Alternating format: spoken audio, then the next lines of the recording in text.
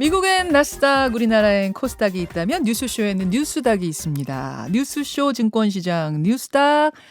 오늘 두군 브러더스 나오셨어요. 민주당 전 부대변인 현근택 변호사, 국민의힘 전 비전전략실장 김근식 교수 어서 오십시오. 안녕하세요. 네, 안녕하세요. 아니 오늘 이상하게 두군 브라더스가 오랜만에 만난 느낌이에요. 지난주에 한 주 걸러서. 그러죠. 지난주 일정이죠. 반가운 얼굴 두군 브라더스.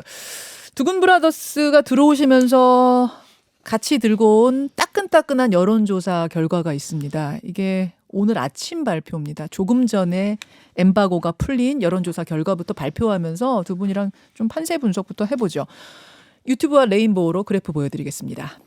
KSOI가 한 조사고요. 교통방송 의뢰입니다. 교통방송 의뢰로 한국사회여론연구소가 11월 12일, 13일 그러니까 금요일, 토요일 성인 남녀 1,009명에게 응답을 받았습니다.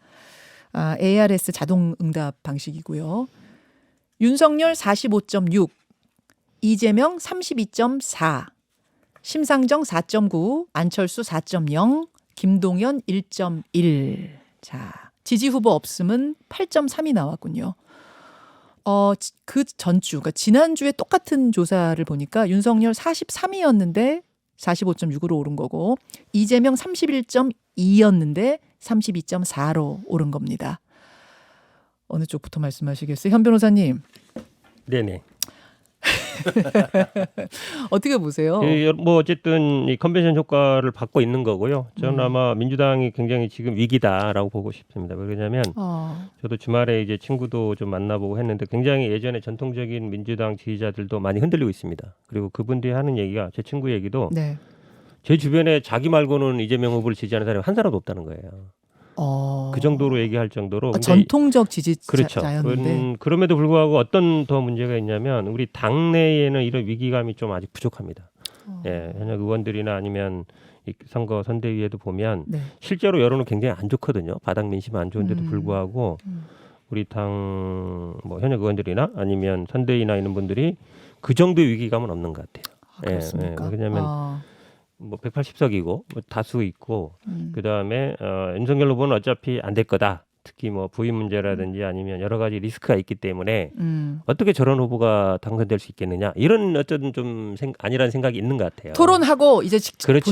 본격 레이스 시작되면 어차피 뒤집어질 거다라는 이런 자신감. 생각을 하고 있는 것 같은데 저도 사람들 만나보면 이 민주당에 대한 실망 이게 굉장히 큽니다. 사실은 보면은. 그래요. 그렇죠. 왜냐하면 뭐 부동산 문제 이런 단순뿐만 아니라 그러니까 민주당이 이미 기득권화돼 있다. 특히 이제 386 정치인 이런 분들에 대해서 아니 20년, 30년 동안 정치하면서 한 게 뭐 있냐. 이미 꼰대 기득권화돼 있는데 그러니까 민주당이 더 기득권화돼 있다는 생각들이 굉장히 강해요.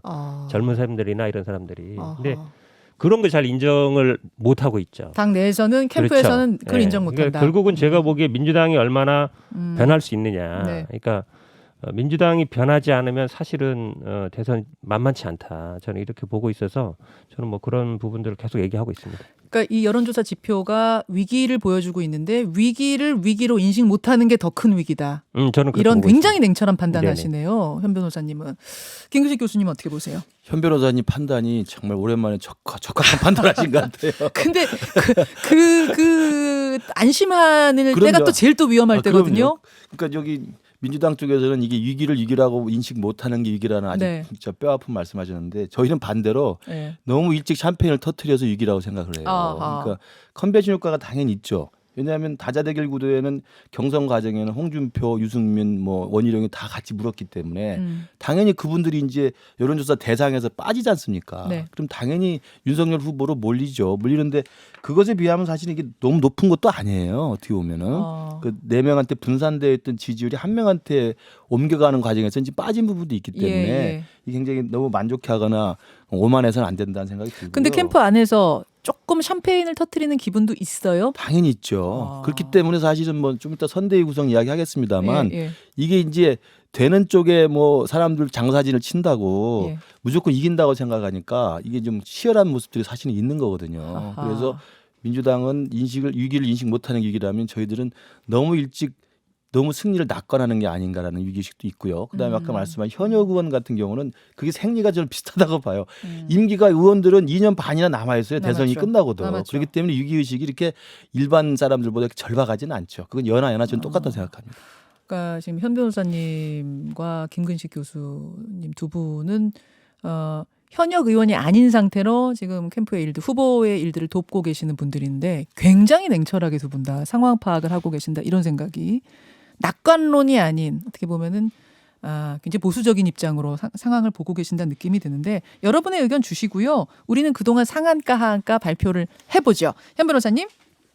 저는 뭐 지금 국민의힘 후보가 선출된 지 한 열흘 정도 지났거든요. 예. 근데 아직 안 되고 있습니다. 선대위 구성이 잘 안 되고 있는데 뭐 누누이 말씀드립니다만 보통 경선이 끝나면 이제 같이 경쟁했던 후보들하고 만나고 원팀 이루고 그렇죠. 그 다음에 이제 선대위 논의하고 그 다음에 인재 영입하고 요게 순서인데 앞에 거 싹 빠지고 뒤에 것도 잘 안 되고 있죠. 지금 말씀 잘하신 것처럼 뭐 온갖 험한 얘기들이 나와요. 네. 뭐 파리떼, 하이에나, 자리 사냥꾼 얘기 나오면서 근데 이게 사실은 금방 어느 정도 정리될 수 있거든요. 후보가 예를 들어 생각을 딱 가지면 되는데 예.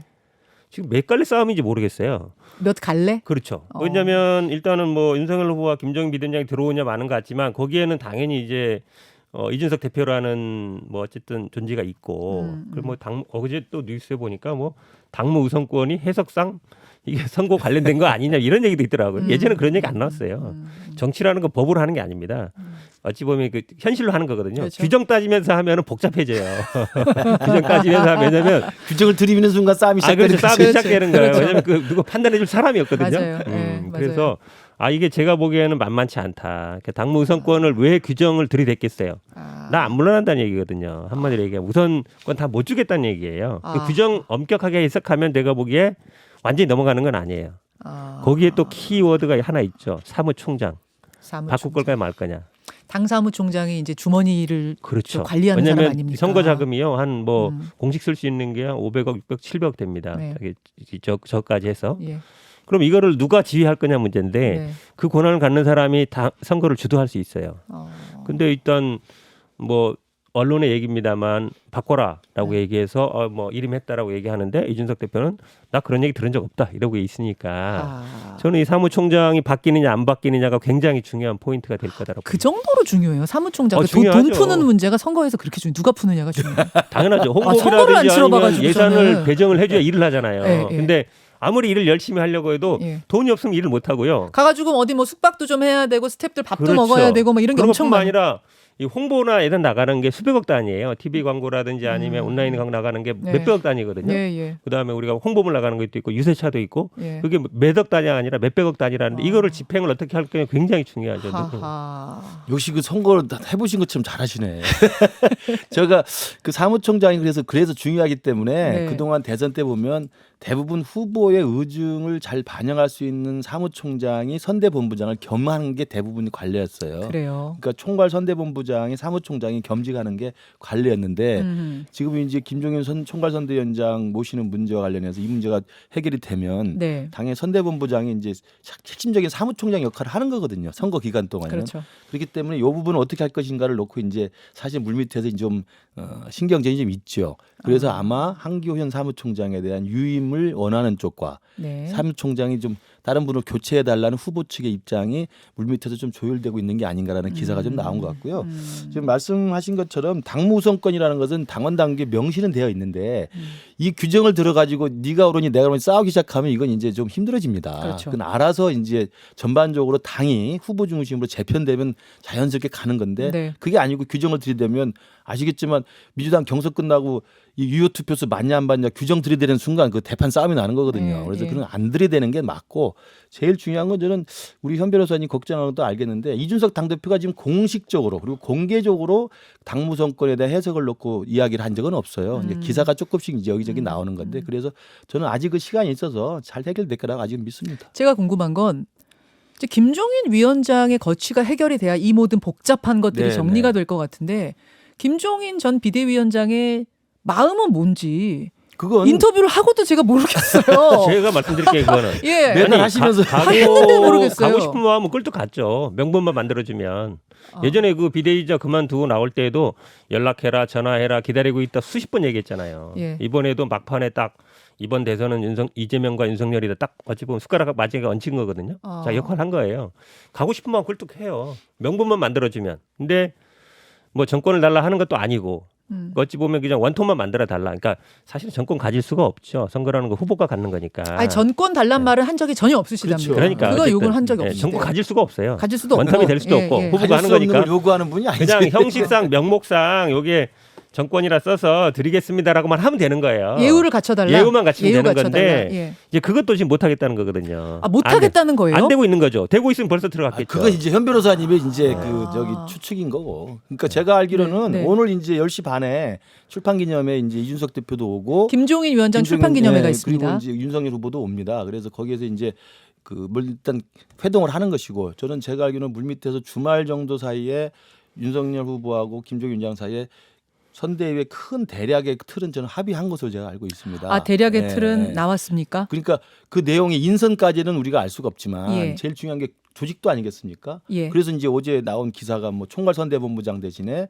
수평적인 다수의 총괄본부장들을 좀 직능 영역별로 나누겠다 이런 이야기도 나오고 그래서 아마도 이제 큰 그림에 대한 원칙적 합의는 있을 거라고 봐요. 그래서 저는 그 부분에 대해서는 크게 의심치 않고 다만 우리 앵커께서 김종인 위원장이 원하는 게 뭐냐 이렇게 말씀하시던데 저는 딱 두 가지라고 봐요. 하나는 김종인 위원장께 상당히 많은 원톱으로서의 리더십을 달라는 겁니다. 리더십. 그건 이제 비대위원장도 해보셨고 예전에 그 저기 당 대표도 여기 당에 또 민주당 가서 또 실제로 선거를 이끌어 보셨기 때문에 선거판이라는 걸 잘 알지처럼 어떻게 보면 아사리판이라고 써도 되나요? 어떻게 굉장히 엉망진창일 수가 있어요. 네, 서로 네. 막 의견이 엇갈리면 이게 예. 가르마가 안 타지면 배가 산으로 가는지 그렇죠. 바다로 가는지. 그럴 때는 힘 있고 경륜 있고 지혜 있고 능력이 있는 분이 딱 원톱을 받아서 네. 가르마를 타줘야 됩니다. 예. 후보가 일일이 그걸 다 할 수가 없거든요. 최소한 그건 할 수 있는 권한을 나한테 줘야 가지. 내가 허수아비냐 이제 그런 거죠. 이제 권한을 이렇게 전권을 달라는 건 말이 안 되는 거고요. 네, 네. 그렇게 일할 수 있는 원톱으로서 가르마를 타고 당의 어떤 중심을 잡아서 일을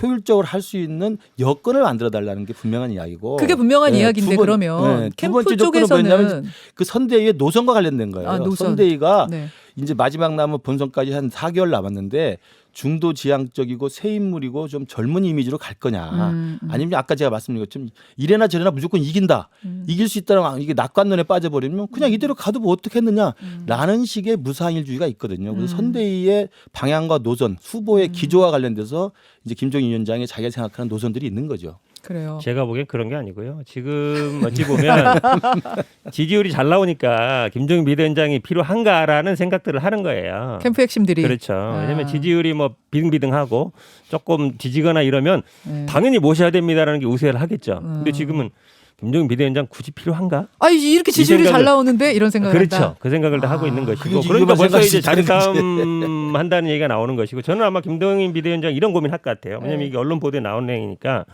실제로 이 개사과 사진 논란으로 어떤 얘기가 있었냐면 캠프에 실제로 실세가 누가 따로 있는 거 아니야? 이런 얘기들이 많이 있었단 말이에요. 그리고 주요한 사람들을 서초동이나 아니면 뭐 집이나 사무실에서 계속 만난다는 얘기도 계속 들리고 있고. 누구요? 그건 뭐 제가 구체적으로 말을 못 하겠습니다. 직함 안 가진 그 실세 누구예요? 그건 뭐 나중에 말씀 뭐 아니 대충 힌트라도 주세요. 청취자들이 이거 궁금해서 어떻게 전화 저희들보다 일어나세요. 저희들보다 상황을 더 잘 아시는 것 같아요. 부인을 칭하는 걸로 보는데요. 부인 그렇죠. 김건희 씨요? 근데 김종인 비대위원장이 그걸 모르지 않을 거예요.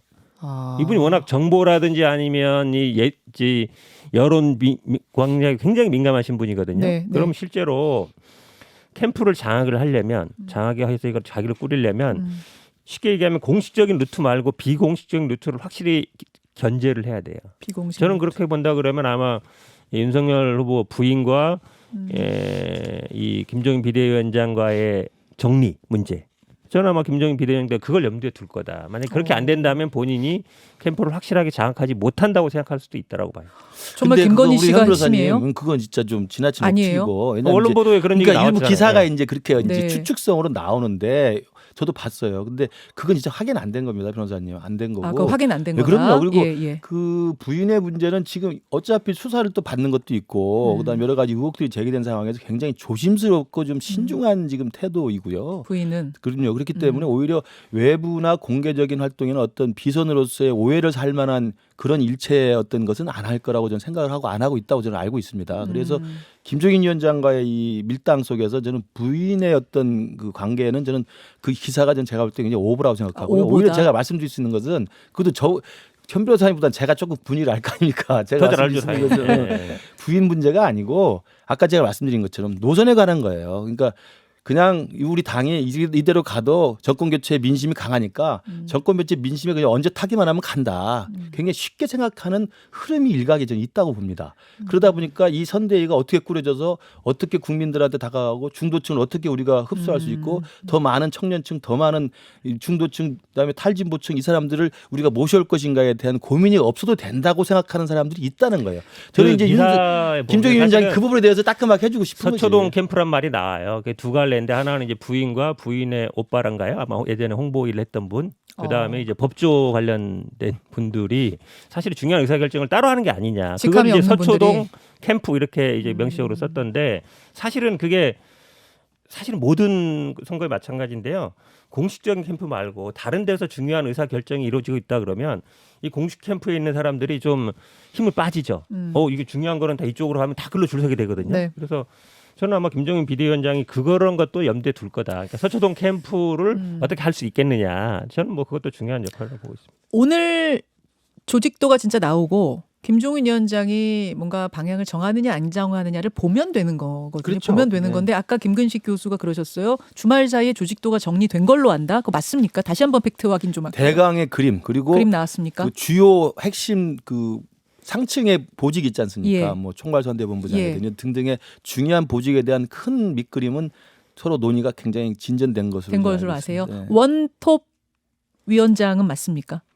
그렇게 예상을 합니다. 네. 예, 알겠습니다. 그게 이제 나오는 걸 보면 그럼 정리가 됐구나. 뭐 이걸 우리가 알 수 있는 걸 테니까 좀 보기로 하고 시간이 훌쩍 갔네요. 김근식 교수의 상한가입니까 하한가입니까? 키워드 보죠. 예, 저는 이제 우리 당의 이제 부대변인께서 한번 말한 그 워딩 중에 하나인데요. 1일 1실현 이재명 이렇게 했습니다. 1일 1실현 이거는 원래 윤석열 후보한테 많이 붙었던 별명 그러니까 같은데. 윤석열 후보도 정치 인물이어서 경선 과정 거치면서 이 발언이라 이제 실현 때문에 논란을 많이 겪고 또 굉장히 혼도 나고 그랬는데 네. 최근에 와서는 이 이재명 후보께서 여기저기 다니면서 말씀하시는 게 계속 구설수에 오른 것 같아가지고 제가 이제 1일 1실현을 해봤고 몇 가지 뭐 예를 들 수 있는 건 많이 있을 겁니다. 들어볼까요? 하나 예. 주말 사이에 가장 좀 논란이 됐던 발언 들어보겠습니다. 그렇습니다. 부산 재미없잖아 솔직히. 뭐 재밌는데 예를 들면 강남 같지가 않은 측면이 있는 거예요.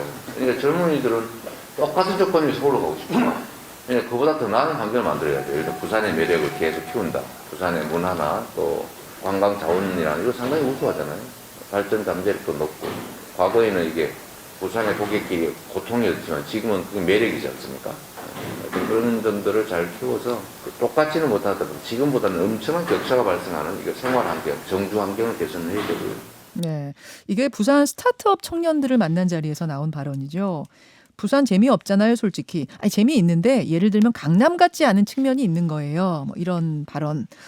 현근택 변호사님, 이 맥락을 좀 설명을 해주세요. 네, 그 말씀하신 것처럼 이제 아마 거기서 많은 분들이 스타트업 하시는 분들이 말씀드리는 게 사람이 없다. 사람들이 다 서울로 빠져나간다. 여기서 대학 나온 사람들도 남지 않고 사람을 구할 수 없어서 굉장히 힘들다. 그런 얘기를 많이 한 거예요. 그러니까 이제 이재명 후보도 공감한다라고 얘기하면서 사람들이 왜 부산에 안 남겠느냐. 물론 뭐 단순히 저는 뭐 재미의 문제는 아니라고 봅니다. 교육, 주거 여러 가지 있죠. 예. 근데 지방 소멸은 부산이요. 지금 예전엔 제2도시였는데 지금은 인천하고 많이 비교를 하더라고요. 저도 가보니까 인천은 뭐 인구도 많이 늘어나는데 부산 우리 인구도 줄어들고 있고 그러니까 제2도시가 맞느냐 이런 고민이 많이 하거든요. 그런 데서 나온 거라서 이걸 단순히 뭐 노는 재미 이런 얘기를 한 게 아니거든요. 그게 아니라 사람들이 여기에 정주하지 않는다. 남아있지 않다. 그러다 보니까 계속 악순환이죠. 사람이 없으니까 기업도 안 되고 기업이 안 되니까 다시 또 안 남고 이런 거라서 이거를 제가 보기에 뭐 강남에 가서 뭐 하냐, 뭐 왜 부산이 재미없냐, 비하 발언이다 이렇게까지 하는 건 저는 조금 너무 나갔다라고 봅니다. 자, 김 교수님. 그러니까 이게 이제 부산 재미없다고 하니까 뭐 박형주 시장이 재미없어서 죄송합니다 이런 것도 SNS 올렸더라고요. 네, 부산시장. 이거 하면서 이제 또 떠오르는 게 이해찬 당시 전 대표가 부산 갔을 때도 부산이 좀 초라해 보인다 이런 말도 하고 그래서 행여라도 만약에 민주당 쪽 일각에 왜냐하면 부산이 지난 총선 때는 민주당한테 상당히 많은 지지를 보내줬었거든요. 근데 지금 와가지고 이제 지방선거 이후에 그다음에 지금 정권 교체를 눈앞에 둔 이 대선 앞둔 상황에서는 부산 민심의 상승이 굉장히 민주당에 좋지 않습니다. 아마 그러다 보니까 부산 민심의 변화에 대해서 조금 섭섭한 게 있는 게 아닌가라는 좀 생각들이 있는 것 같고요. 뭐 말씀하신 것처럼 맥락을 따져보면 이게 뭐 말씀하다가 실수가 나올 수도 있는 거라고 생각을 해요. 근데 아까 윤석열 후보 제가 실언 이야기했습니다만 모든 말의 실수는 맥락을 따져보면 전혀 문제가 안 될 수도 있는데 그래서 현장에서 그냥 아무 문제 없이 지나갔는데 그 부분만 딱 따서 할 때는 문제가 되는 경우들이 간혹가다 있거든요. 예. 이제 그런 의미에서 이재명 후보도 좀 더 조심을 해야 된다고 생각이 들고 이거 말고도 사실은 그 지난주에는 또 미국 상원의원 앞에서 예. 가스라테프트 이야기를 해서 미국이 마치 한일 합방을 승인한 것처럼 이야기를 하셨지 않습니까? 이것도 제가 볼 때 이건 굉장히 조심스러워야 될 외교적인 현장에서 잘못 말씀하신 거라고 생각이 들고요. 요거는 이제 금요일이었는데 예. 미국의 존 오소프 상원의원을 네네. 이재명 후보가 면담하는 자리에서 한국이 일본에 합병된 이유는 미국이 승인했기 때문이다. 요 발언을 했던 그렇습니다. 것이 지금 뭐 역사 의식 자체를 뭐 그렇게 가시신다면 뭐 할 말이 없습니다만 저는 외교적으로는 굉장히 큰 결례라고 생각이 들고요. 두 번째는 좀 이제 실언 중에 하나가 어제 이 부산 재미없다는 발언 이후에 언론 탓을 지금 계속 하고 계세요. 언론 환경이 지금 우리한테 너무 안 좋다. 그리고 기울어진 운동장에 대한 말씀을 하셔서 이 언론 탓에 대해서 계속 하시는 것도 제가 볼 때 이재명 후보께서 지금 집권 여당의 후보신데 조금 더 좀 한번 자신을 좀 돌이켜봐야 되지 않나 생각합니다. 우리가 언론사가 돼야 된다. 그 발언 예, 말씀하시는 예. 거예요. 그것뿐만 아니라 여러 번 몇 차례 말씀하셨더라고요. 예. 뭐 변호사님? 가스라테프트 미락 이거는 이거 갖고도 뭐 1시간 동안 논쟁할 수 있는 거란데 사실은 뭐 전 냉정한 인식이라고 봅니다. 반도 국가고요. 우리 한반도가 지금 일제 침략을 받았던 거 맞잖아요. 사실은 필리핀은 우리가 먹고 한반도는 당신이 먹으라고 한 겁니다. 나중에 밝혀진 거잖아요. 네. 1905년 러일 전쟁 이후에 맞은 거거든요. 그러면서 이제 양해가 된 거예요. 그거는 뭐 객관적 사실이죠. 물론 그 앞에서 얘기를 했어야 되냐 말아야 되냐 있지만 제가 보기에는 우리가 갖고 있는 위치를 냉정하게 얘기한 거다. 사실은 그렇게 보고 언론 탓이 아니고요. 사실 언론이 굉장히 지금 환경이 안 좋습니다. 그러니까 지금 댓글이라든지 뭐 오히려 저는 이준석 대표한테 그 기계 좀 빌리고 싶은데 크라켄 빌리고 싶으세요? 빌리고 싶어요. 오히려 아까 전에 안민석 의원이 크라켄 그거 빈깡통이라고 막 하고 하셨어요. 왜 그러냐면 댓글 보면은 저희들한테 유리한 게 하나도 없어요. 그래서 오히려 저희들이 오히려 저쪽에서 댓글 이거 막 조작하는 게 아니야? 이런 생각이 들 정도에서 저는 기계 좀 빌리고 싶다 이런 생각하고 있어서 예. 그리고 이 기사도 보면 그렇습니다. 그제 그 부인 관련 때문에 이게 나온 거거든요. 예, 예. 부인 관련 아무리 해명을 해도 안 믿는 거예요. 아무리 해명을 해도 이미 사람들은 그런 심리가 있어요. 약간 안 좋은 소문이나 이런 거는 네. SNS로 막 돌잖아요. 그럼 이제 믿어버려요. 아무리 예. 해명을 하고 아니다라고 얘기해도 안 믿는 거죠. 안 좋은 게 더 빨리 돌아요. 그렇죠. 예. 아니 그 CCTV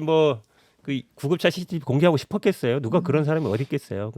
그래도 아니면 그 소방세 119에 전화한 것도 마찬가지예요. 그 전화 누가 공개하고 싶겠습니까? 근데 그렇게까지 되고 있는 게 환경이 너무 안 좋다. 기울어진 운동장이라는 게 해서 우리 이준석 대표가 좀 결단을 내려서 저희들한테 좀 임대라도 좀 해줬으면 좋겠습니다. 제가 그러면 크라켄을 임대할 수 있는지 한번 제가 알아볼게요. 알아보고 그건 좀 알아봐 주시고. 그다음에 카스라테프트는 한 말씀만 드리면 그 미략 그게 이제 시크릿 팩트라고 그래서 어떤 학자가 쓴 데서 유리한 건데 미략이 아니고 메모랜덤입니다. 그러니까 비망록 같은 거예요. 그러니까 그걸 전혀 그 무슨 조약이나 구속력 있는 걸로 보시면 안 되고 또 하나는 아까 그 외교상으로도 결례일 뿐만 아니라 그런 식으로 이야기를 하시면 제가 말씀드리고 싶으면 만약에 이재명 후보가 시진핑 주석 만난 자리에서 또 이렇게 해야 됩니다. 시진핑 주석 앞에서 당신네들이 1884년에 갑신정배 때 우리 민족이 자주적 개화 노력이 있었는데 청나라가 군대가 와서 무력으로 진압해서 다 잡아 죽이지 않았느냐. 그래서 우리 개화 노력이 좌절됐다라고 따질 겁니까? 그러면 안 되는 거거든요. 저는 그런 의미에서 좀 외교적으로 좀 잘못됐다는 말씀을 드리는 거고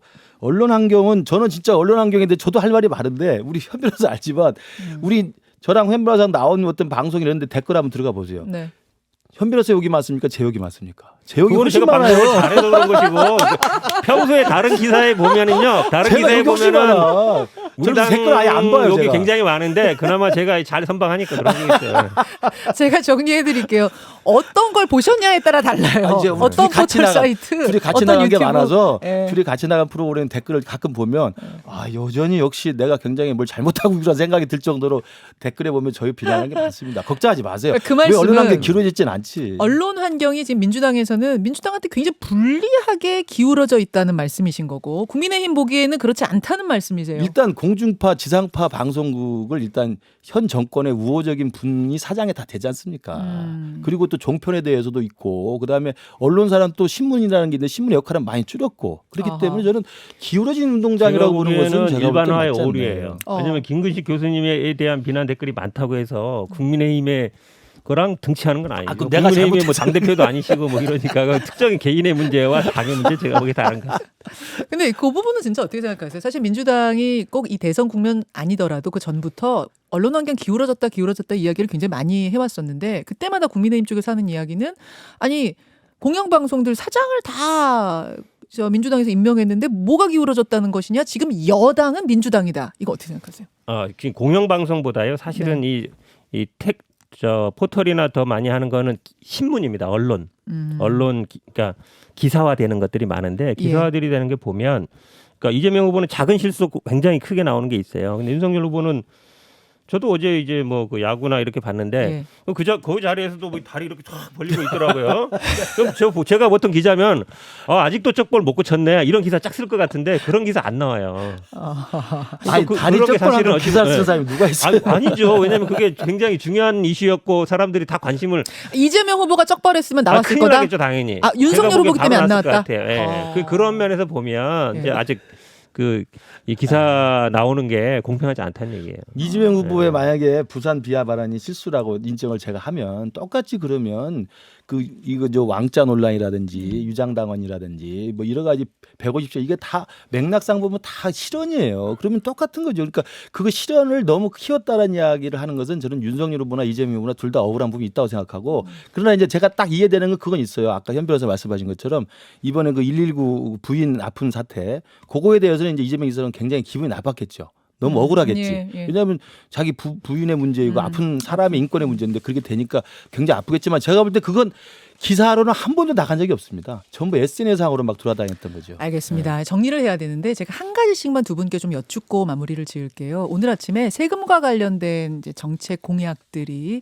확정된 공약은 아니지만 나왔습니다. 이게 어느 정도 구체적인 건지만 좀 여쭐게요. 먼저 윤석열 후보 1주택자에 한해서 종부세 면제 이건 어느 정도나 구체화된 겁니까?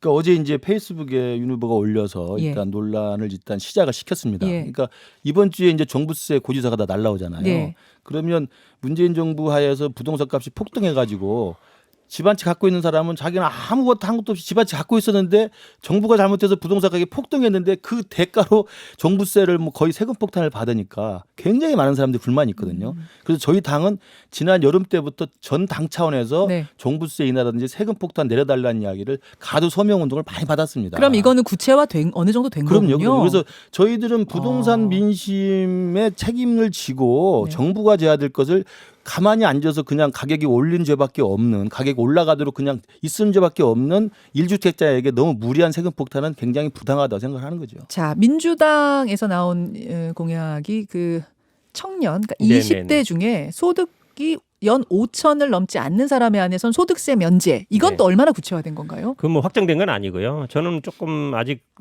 덜 익은 거라고 봅니다. 왜냐하면 우리가 세금을 부과할 때 소득이라든지 자산이라든지 이거를 부과하는 건 있어요. 근데 나이로 뭘 면제해주거나 이런 거는 거의 없습니다. 제도 뭐 법률가다 보니까. 그러니까 그렇게 나이를 따지고 부과를 면제하거나 이렇게 하시다 보면 굉장히 복잡해집니다. 그럼 연세 드신 분들은 그럼 당연히 그럼 나는 집 한 채밖에 없는데 왜 종부세 해야 돼? 이런 논란이 나온 거라서 기본적인 어떤 이 과세 체계에는 잘 안 맞다라 그래서 조금 더 논의가 돼야 될 것 같습니다. 요거는 그러면은 좀 덜 익은 거고 구체화 단계가 전혀 아니란 말씀. 여기까지 확인하면서 두 분과 이번 주는 인사드리죠. 두군 브라더스 고생하셨습니다. 감사합니다. 네, 수고하셨습니다.